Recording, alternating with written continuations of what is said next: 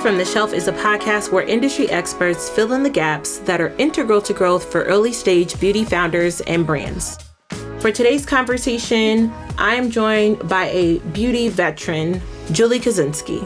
Julie and I had an opportunity to talk about a subject that is very prominent in emerging brand culture, especially in the health and wellness area, and that is tackling tough topics and conversations as a brand, especially how to do that when we are operating in a culture and an environment where consumers very much in some cases expect brands to tackle these topics head on.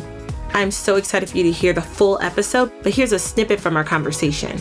With the pains and sufferings of being a small brand, we also have incredible freedom. We have incredible freedom to be interesting and provocative and bold and to do cool stuff and to live by who we are and have that, the word authenticity is overused, but that's one of the freedoms we have. And it's honestly why big companies look for us. They look for us to have these hard conversations and take these risks and do these things, whether it's in our product formats or our social feeds, right? That's kind of what we do.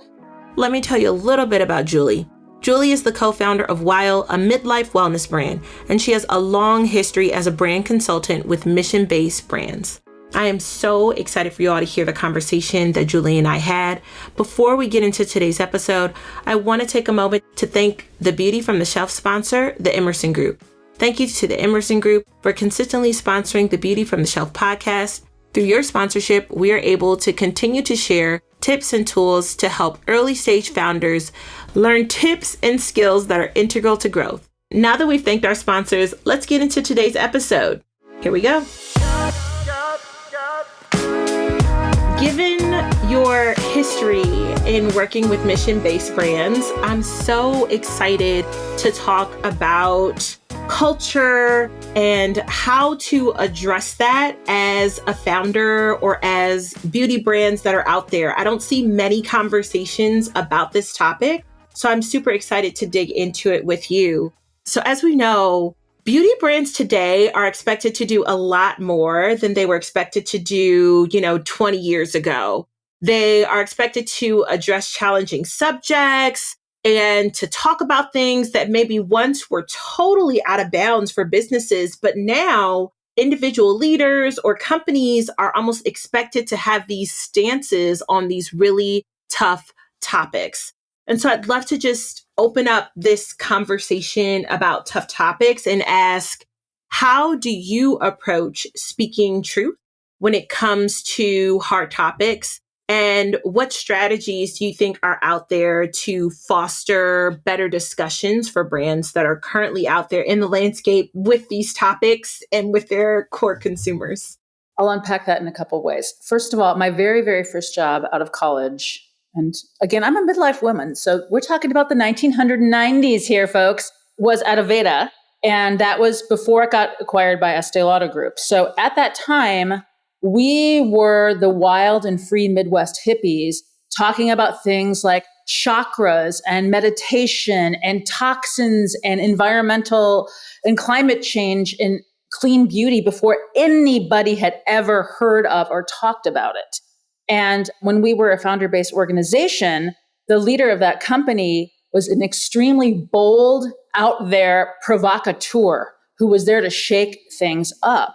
So that was my first job out of college. So I was really like at the knee, like somebody who lived it in a way that really was far ahead of the time. So I do want to say my very first job doing that. And then at the time when it got acquired by Estee Lauder, it was like the biggest acquisition in beauty history at that time. Way back, guys, learning your history, knowing your history, beauty brands. But I think what the lesson really viewed in me, number one, is that mission-based brands and brands that matter really can change people's minds and open their minds to much bigger things. So knowing that is true and real and having it seen and modeled for me right away was huge. And also to see that, hey, if you want to change minds and get people to change behaviors that are really deeply instilled, you've got to both like be interesting and provocative and rattle the cage a little bit, but also be interesting and beautiful and draw people in with something that's seductive and interesting and feels good too. You can't just be the crazy person screaming on the mountain. So that was like my first job. So I learned it from that. And then at Weil, for us, I think we are all about midlife women, right? And there are a lot of cultural beliefs about what that means. But when you get here as a woman over 40, you kind of say, hey, wait a minute, none of that is real. The women I know are powerful, confident, sexy, they're doing cool things.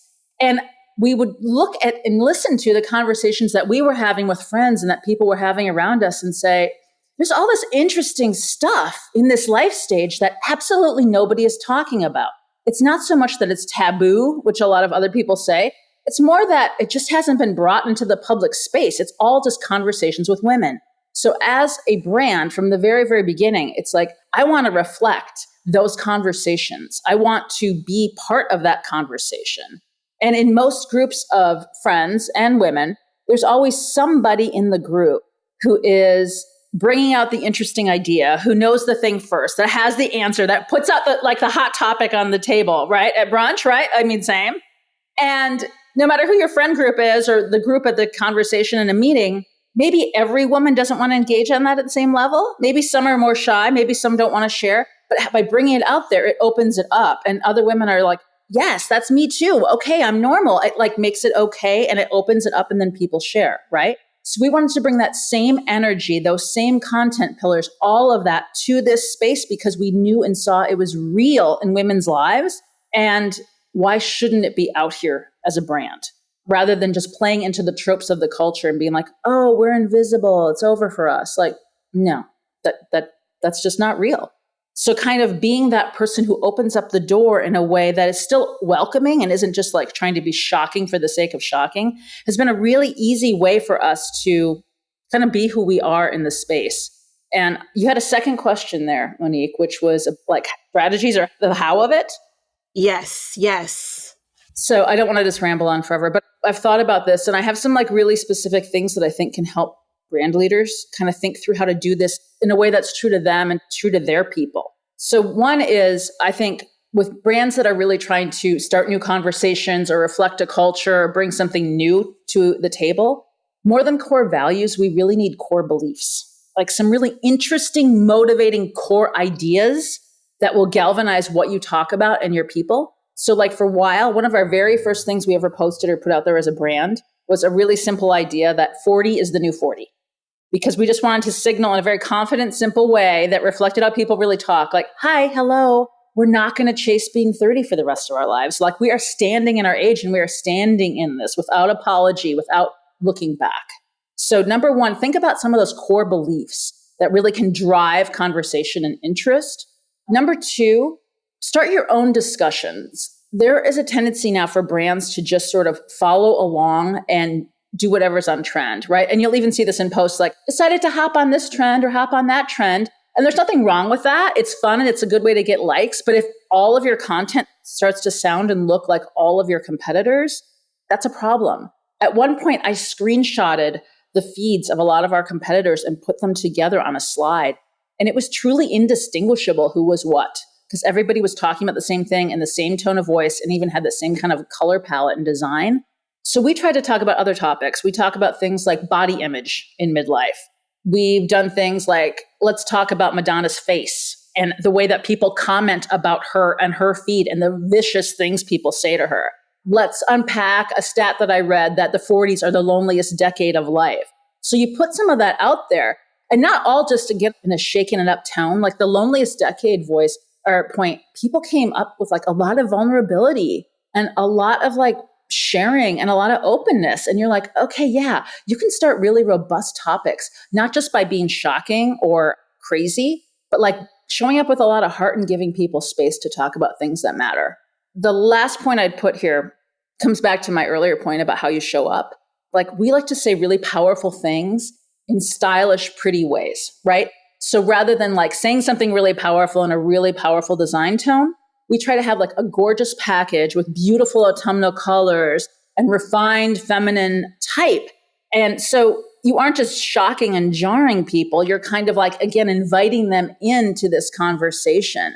And then once they're there, trying to talk to them in a way that's really thoughtful and feels like a real person is talking to you, not ChatGPT. Because sometimes the comments can seem so canned or so kind of toxic positivity that again, everything sounds the same. You don't feel like you're engaging. You're just a check mark. You're just a KPI. And nobody wants to be a KPI. So I guess like get real. Absolutely love that. Like there's so many good nuggets in that. And I hear the authenticity for sure coming through in a big way. Like saying 40 is the new 40 as one of our beliefs, and then finding the things that are impacting the women in that group. And Exactly. just thinking about that as a brand to say, what are we doing to talk about things differently? What are our beliefs as a brand? And then also, I think, it also stresses the importance of making sure that, fingers crossed, your brand is more than just a brand that's there to sell products. I mean, these days, I feel like more and more brands are coming out to stand for more than just, goop in a bottle, right? Or goop in a box. But And we that won't even really talk comes about through. because Gwyneth drives people crazy. If you want engagement on a post, put something about a Gwyneth. That's a pro tip, you guys. If you need engagement in your audience, you have anybody over the age of 30 in your audience, just put Gwyneth up there. People will jump on it. That is so funny. I mean, she's bucking the system though. You know what I mean? Like as an actress who's like, I'm choosing to not do filler. I mean, and also, with her food choices, but I digress, or lack thereof. We could talk about this for an hour and I'd love to. We could talk about her. She is unapologetically who she is. She's like, yes, I am a is. very rich, privileged, beautiful, skinny white woman. That's the lifestyle that I live, and I'm not pretending to be otherwise. People hate her for it. But wouldn't it be worse if she was like putting up like 5 quick budget like dinner ideas? Yeah. Like, not authentic. Yeah. She is who she is, and she is definitely committed to it. So for that, you really can't knock her. You really can't. No. As you were talking about some of those values and kind of tying it back to what's really important to brands, that actually made me think about how values can sometimes impact product and decisions, right? And I know that you've shared, how this is the case with Weil and some of the choices that you have made as a brand as it relates to values that you stand behind and products that you will or will not produce. I'd love for you to just talk a little bit more about how some of those core values that you have as a brand translate into things like assortment decisions. Yeah, totally. So I think the most important thing, again, like one of our stock phrases as a team since the earliest days were, is it perimenopause or is it life? Because over 40 is like, it is a rough stage of life, is the truth. There is a lot going on and there's just a lot of stress and a lot of pressure. So one of our core values was to make sure that we help her feel good, right? As I talked about, that was part of our design. We wanted our design to uplift her, but also the products need to make her feel good. So specifically, there's adaptogens or something stress enhancing or stress reducing in every single one of our products because your stress resilience goes down when your hormones start to change, as well as your stress going up. So number one, there's got to be like a stress response component to every single SKU, and there is. But also, like, are we lifting her up and really talking to that heart and core soul piece to her? Because for us, it was more of like, you know what?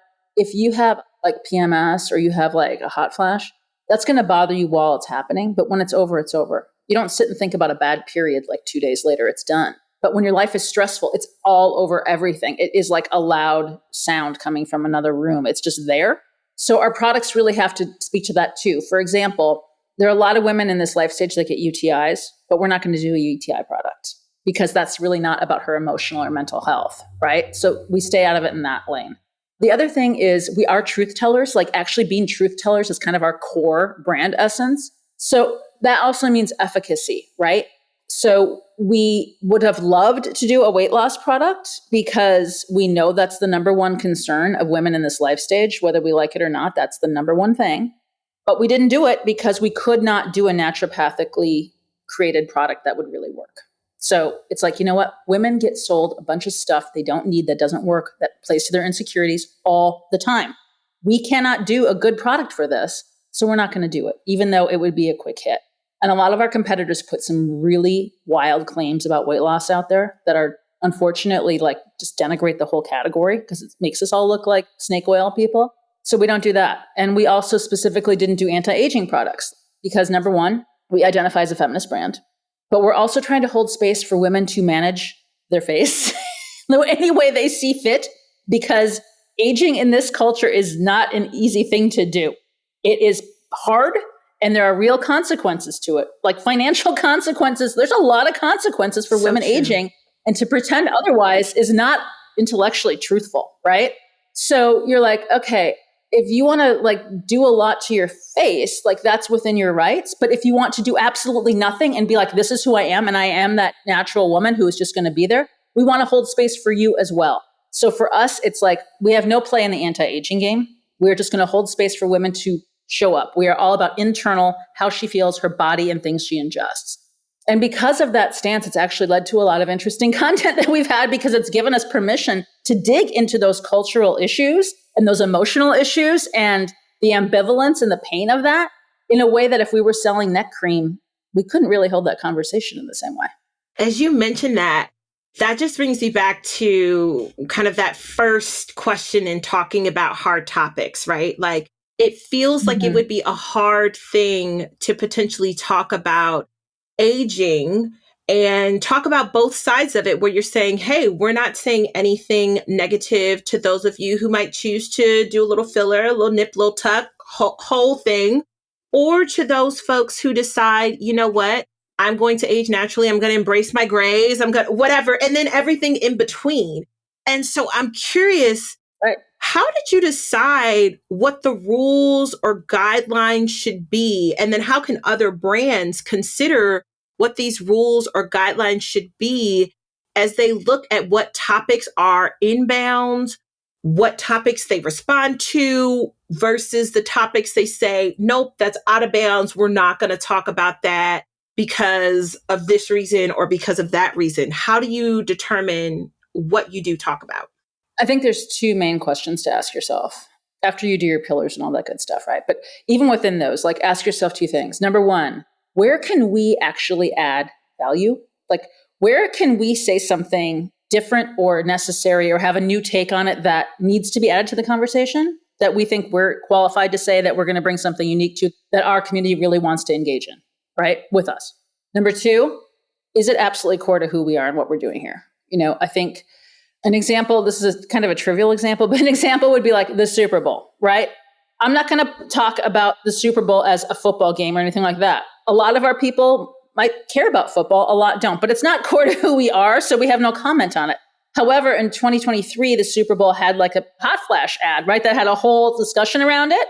So absolutely got down, grabbed that ad, put some commentary on it, and invited discussion on it while like giving credit to that other company because they paid the money for the Super Bowl ad. We didn't. But in that case, it was like, okay, this is newsworthy. This topic is showing up in one of the biggest national live TV events left in the planet Earth.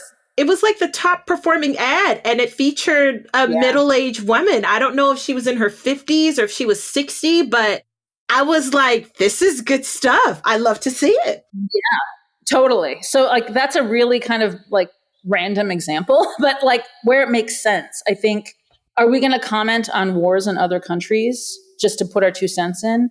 No, because it's not relevant and we really have nothing of value. We're not qualified to add value to that conversation.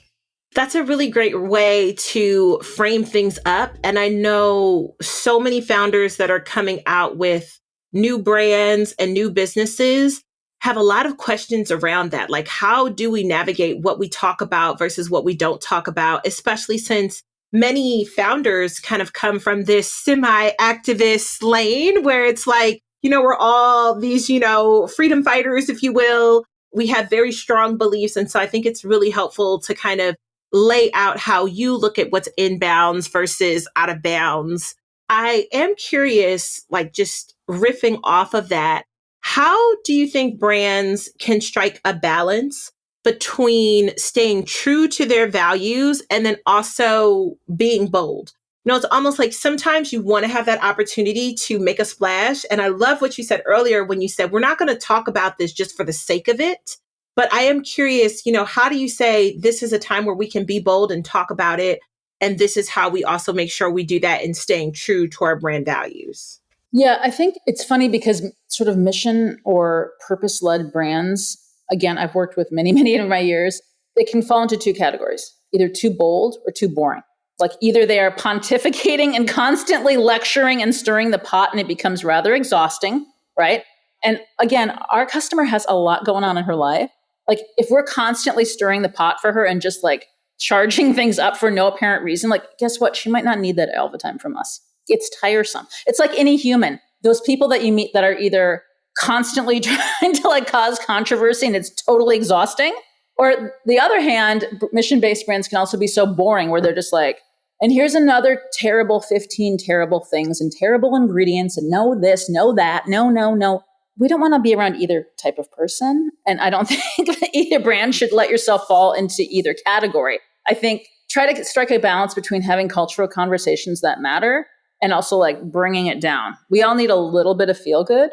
And then, by the way, at least in our experience, a lot of times if you have to do those necessary product or ingredient posts that people say they want, and then your engagement goes down because it's inherently more interesting to talk about Madonna's face than it is to talk about ashwagandha, right? It just is, right?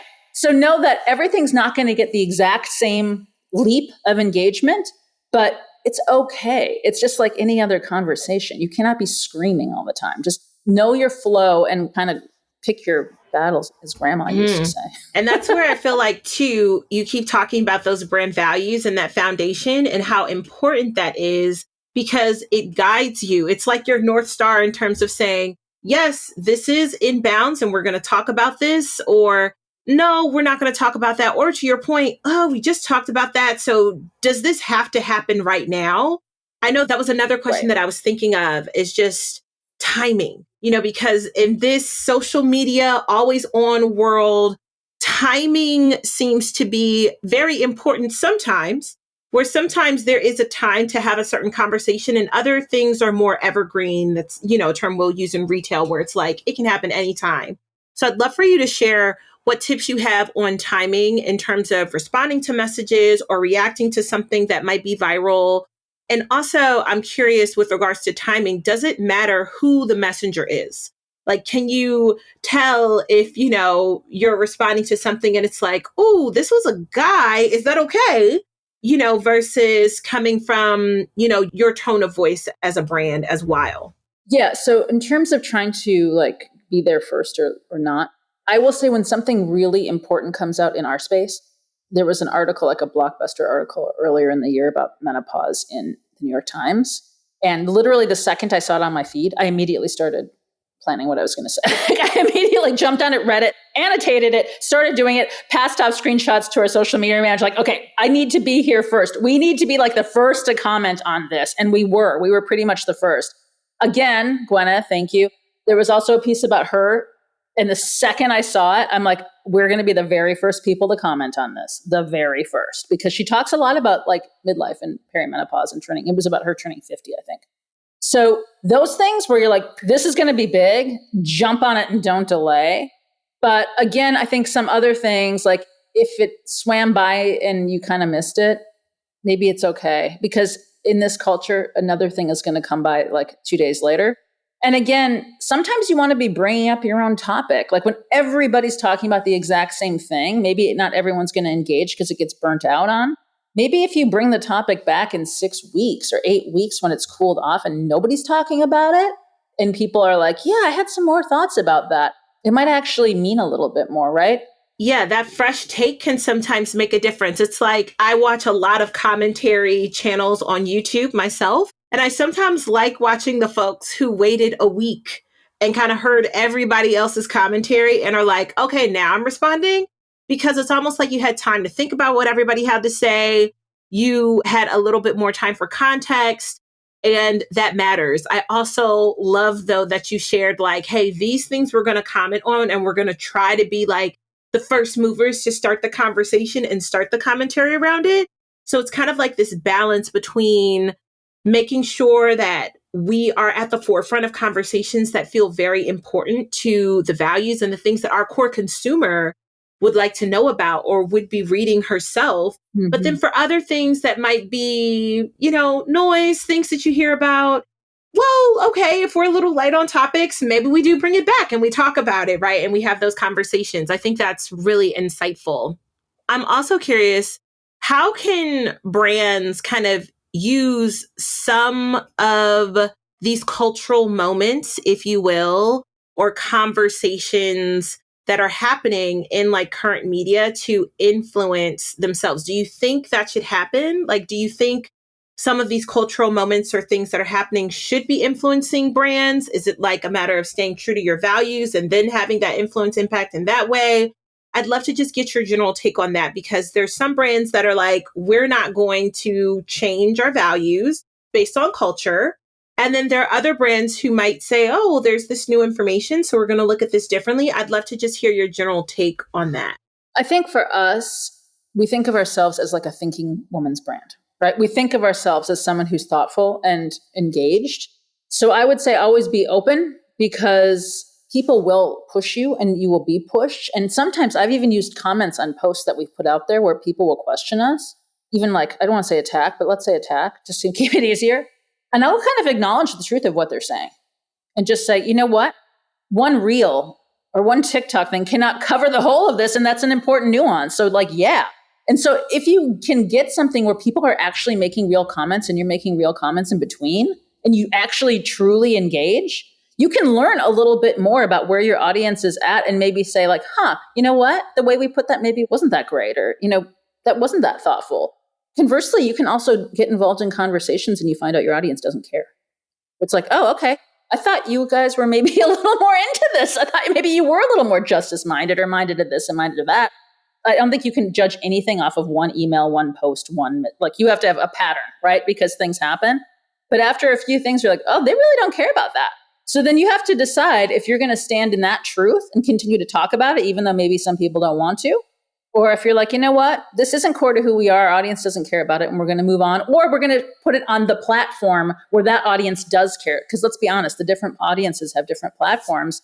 And your email list, your owned audience, is probably your truest audience anyway, because there's plenty of people who will like hang out with you and talk to you, but they're not going to buy.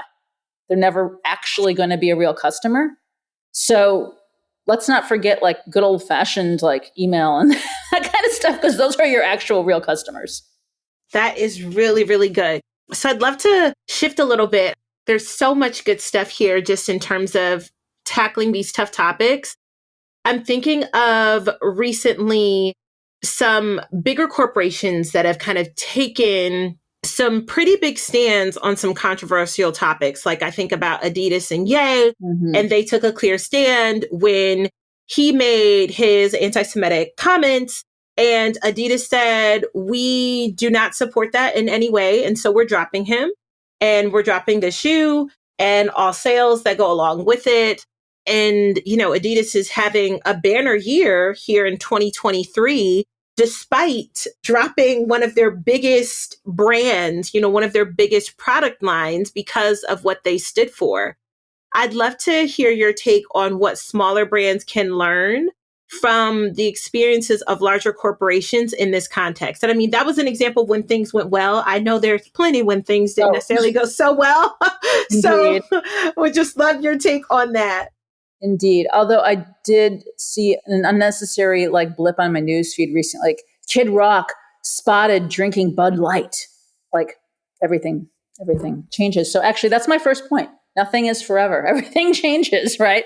Things change, culture changes, company changes. So I think know who you are at your core, the things that are like absolutely central that you're not going to waver on. And maybe to our earlier question, be willing to move where you need to move, right?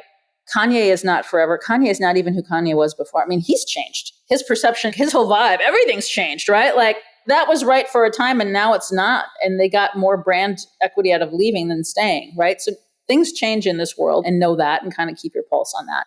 And the other one is just that consumers more and more are looking for brands and companies to live their values and to really, in a weird way, live their values for them. People buy mission-based brands, culture-based brands, founder-owned brands, independent brands. They buy us because they want to kind of live out those values with their dollars, if you will. And so they can kind of really hold us to a standard that perhaps they wouldn't even hold themselves to, right? So just be really intentional about what you commit to and honest if something changes.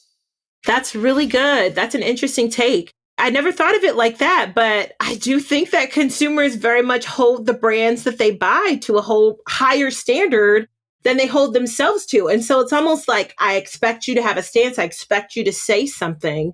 And that's almost what happens, I think, when you sometimes hear brands that don't say anything, and then you hear like random comment on like, a post about a sneaker or a skirt. And it's like, why haven't you mentioned anything about something totally unrelated, but it's happening in the current topic or in the current culture?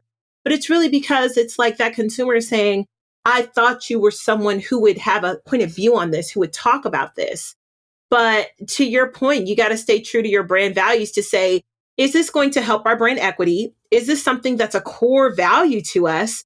And, maybe as the consumer changes, maybe it is. Maybe it's like, hey, we didn't talk about this stuff before, but now we do. Then in other cases, you're right. Maybe it's not.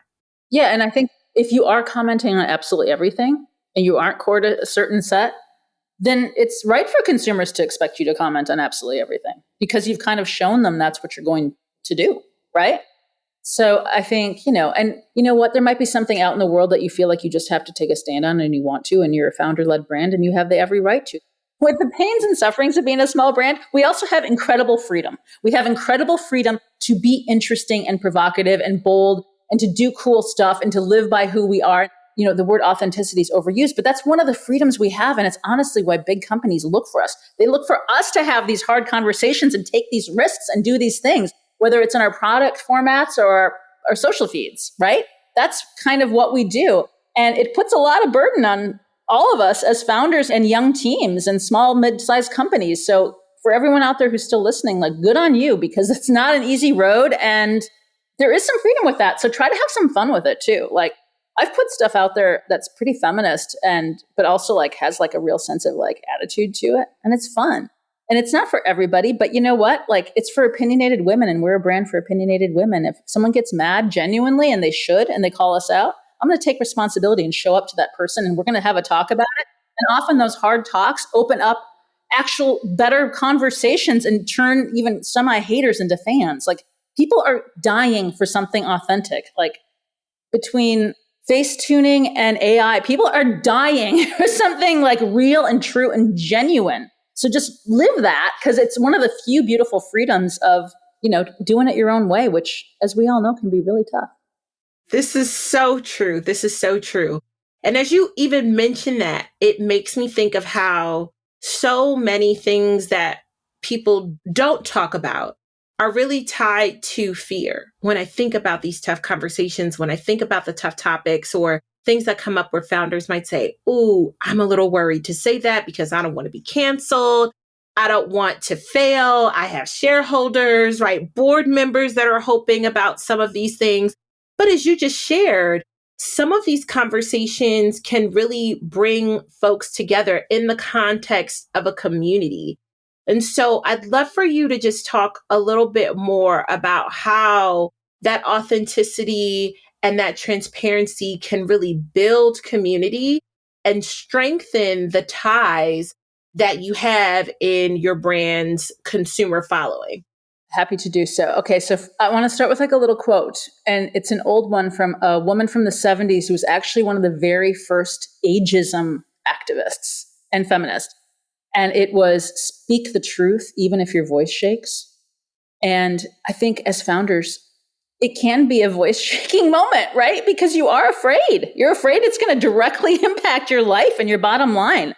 But I think if you do so with integrity and thoughtfulness and gentleness, and maybe write it, don't hit publish right away, like, think about it, cool off, step back, edit if you need to, own that you edited if you have to. I've done all of these things on behalf of the brand. I'm like, you know what? You're right. I should have pointed that out. I'm going to do it. I did it now. Like, I think people, again, are like, hey, there's human beings behind this brand. There's actual living humans who are trying to do this. And I think, again, more than ever, people really like appreciate that. It's truly powerful, right? So that's kind of the number one way to show up as far as I'm concerned. And then I'm just going to give you two examples of when sort of this really happened in our brand, like two concrete examples. there is a doctor in the space who hates supplements, and she's very powerful, and she's got a big platform, and she has a lot of supplement hatred, like a ton. And so for a while, some people who were her founders were coming after some of our ads and just being all over it, right? So they would either say, this is snake oil, it's snake oil. That was a big one. So I started having a sense of humor about it. Like I would sort of say like, this is made by a naturopathic physician. But at one point I'd had like the 15th comment in a day. And I just said, actually, these are 100% snake-free products. They were not formulated. No snakes were harmed in the formulation, like, right? And like just that, like people were like, that's the best comment I've ever seen. Like best comeback ever. I just went to your site. I just made a purchase just based on that. Like you have a good sense of humor. Like I love that. Right. So sometimes if you can have like a light heart about it, like it will work for you. But one time someone tagged this doctor on our thing and she commented like something like complete snake oil or something on our ad. And I was like, okay, this is one of these moments. You can either delete this, you can ignore it. Most people would just delete it. But instead, I replied with something like, since you only support vitamin D and calcium supplements, I guess that's why you're saying it or something like that. Because she repeatedly said she only believes in those supplements. So I'm like, you know what? For anyone who's reading this, I'm just going to put this actual fact from her platform because I've read her stuff and I follow her. Like, you only believe in these two kinds of supplements. That's what you believe in. So, okay. Which to me is a much better way to respond than hiding from it, right? And then also it kind of stopped the noise about that because I could say, we've already actually responded to her. She only believes in D and calcium. Those are her supplements that she likes. It's non-defensive. It's just completely rooted in fact. And there was another time where another doctor who's got big in the space, and it's interesting because there's been very little study of perimenopause by medical doctors in the Western medicine. OBGYNs have very, very little training in this.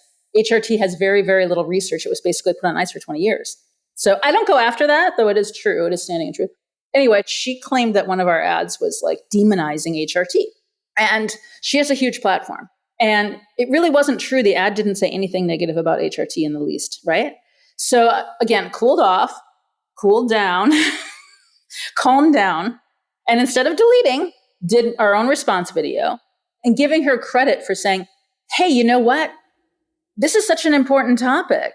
Here's the truth. Here's the reality. And if you go to our site, you'll see we have blog posts talking about HRT. We're not anti-HRT at all. We just, like you, we're all on the same path. We believe in more options for women because, as we all know, nothing works for everybody. None of this works for everybody. We need options. We need information. We appreciate your fight for like bringing out the information. But to be clear, we're not demonizing because here are the receipts, basically, again, in a non-defensive way. And also put a very similar comment on her post on her feed, Couple as the brand, showing up in the conversation authentically, non-defensively, saying, actually, we're here for all of it. And we think the more the merrier. And we're actually talking about HRT on our site. So those are a couple examples where it can really work for you. I'm going to give one more. Judy Greer is an actress and she's part of our founding team and she was doing ads for us. And people would constantly attack her looks. They would either say that she looked too old or she had done too much to her face. Can't win. Either it was like, what has she done to her face? She looks so fake. Or, oh my God, she's aging horribly. Not nice things either way. And I say, if you don't have anything nice to say, just be quiet. But, go on. All from women, by the way. So someone said something like, she's not aging well. And I responded with something like, well, it depends how you define aging well. Like, she's done a bunch of great stuff in her career. She has like a really good marriage. She has a really good group of friends. And like, that's kind of where we're at. And the woman actually replied and said, you know what? You're totally right. I shouldn't have made that comment. And again, in a non-defensive way. And then I responded again saying, hey, we're not here to call you out. We struggle with all of this ourselves. We struggle with aging ourselves. Like, we're all really trying to like get rid of this internalized ageism that we've all been given and this internalized misogyny. Like, we're all on this path. So I continued to engage in a way that like gave her space and gave her grace and didn't shame or blame her and didn't get into our own defensiveness. But again, stood in our truth where it's like, hey, it's hard out there for a woman over 40. Yeah. Like, we got to help each other. And that's really good stuff. It makes me think about like conversations that married couples will have with like counselors about dissolving conflict. Conflict is going to be present because that's what these hard conversations, right? Yes. It's really conflict that brands might have with potential consumers or just with other folks or just with the world because, we all live here and interact here. But then how do you dissolve that conflict? How do you face it front on in a way that's going to dissolve it and still allow us to have a conversation and still be here and be able to interact with each other? And I mean, I really just hats off to you, because I think it is very, very challenging to approach some of these things and to have the tact and the strategy to respond in ways that continue to move things forward. I mean, you all are doing just a phenomenal job of doing that. And I'm just so happy that we had this conversation, because I know so many founders, we don't hear conversations like this, but this is what so many people are going through. And it's a tough thing to do. I mean, I know certain influencers that I even follow. I'm like, oh, they're going to go in. I know there's going to be a response video and I can't wait to watch, because it's just like, you went in on this person for no reason.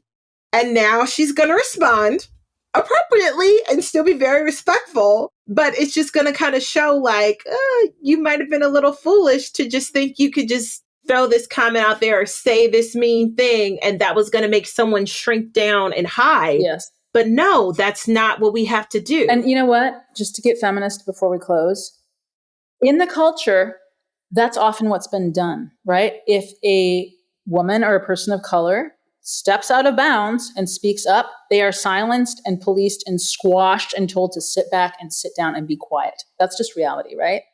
And it's important for us to, as founders, as brands, and, you know, big brands and big companies squash small companies too. Like, that's just the way of humanity. So I think being able to, all right, take a breath, stand back, because I mean, I'm very Sagittarius. I'm very by nature, believe me. Sometimes my first drafts or second drafts or third drafts would not assist me. They would not be helpful to us. That's why there's the delete button. That's why you walk away, right? You don't have to respond in the first second. You can respond an hour later. You can respond 2. You can even respond the next day if you need to. But to have that considered response and continue to show up is the courageous thing we do as small brands, as founders, as young teams. That is the courageous thing that we do. So I think just stand in your truth, stand in your integrity, take a deep breath and just be like, you know what? Nothing's going to change if we don't step out there a little bit. And we can do so with lightness and wit and forgiveness and openness and calling in, and not just blasting the same toxic positivity or the same crap that everybody else is saying just because it's okay and everybody else is doing it. Yeah, and it's a little bit easier to digest. I love that. Oh, man. Well, look, Julie, thank you so much for having this conversation with me. I think this is going to be so helpful for founders that are out there trying to find their voice. And this feels like one of those things that, obviously, this podcast is focused on beauty brands, but this is one of those messages that I think really transcends, category, and is something that really just speaks to how brands can stay true to their values, stay true to their North Star, and really do that in, this current environment. So thank you so much. Thank you. It's been a pleasure. You're great. And I love beauty. It's my number one home category. I've worked on a ton of beauty brands over the years. And, I think when someone attacks you for being part of beauty culture, because that's probably going to happen, just stand in that truth, because there's a place for all of it. And we need beauty in this world. We desperately need beauty in this world. So thanks for all you do, Monique. It's been awesome. And I appreciate you so much.